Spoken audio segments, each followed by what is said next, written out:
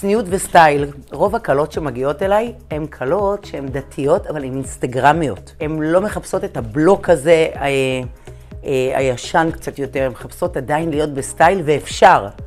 באמת כל אחת עם הצניעות שלה. יש כאלה שרוצות יותר עדין, פחות עדין, יותר שקוף, פחות שקוף, שלא יראו את קו החזה. יש כאלה שאומרות שאני לא רוצה גם לראות את העצמות. אז כל אחד באמת משהו אחר. זאת סמלה, סמלת מכוך, אוקיי? שהיא בכלל סמלה חילונית לחלוטין. אז כאן כמובן שאני סוגרת את הגב עם הצווארון ההורס הזה, שזה הכי סטייל שיש, ועם שובל מפואר, וגם לא תמיד לכולם זה יהיה צנוע, אוקיי? גם אם אנחנו צריכות יותר צניעות כאן, אז אנחנו נחשוב על טקסטורות שהם יבליטו עדיין את הצורה ועדיין את הסמלה, כדי שאת תהיי סופר צנועה, ובאמת כל אחת עם ההחמרה שלה, ואני פה בשביל זה.